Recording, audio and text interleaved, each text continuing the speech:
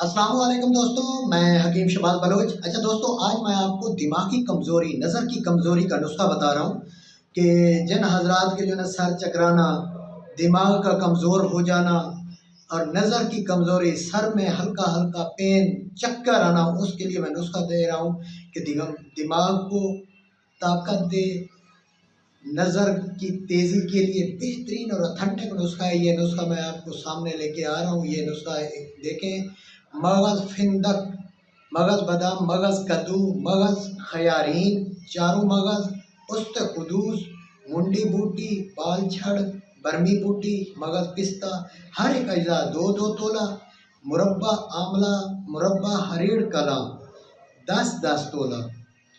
इन चीज़ों में ये चीज़ें आप अज्जा पीस कर ये दोनों मुरब्बे आपने मिक्स कर लेने हैं।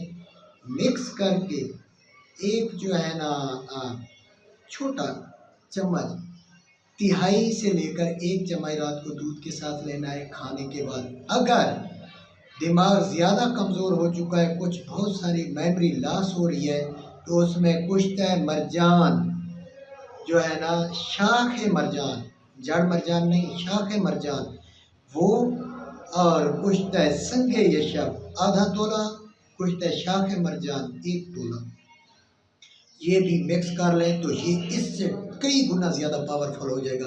अगर कुश्ते किसी को दस्तयाब ना हो तो फिर आप जो है ना ऐसे ही नुस्खा इस्तेमाल कर सकते हैं।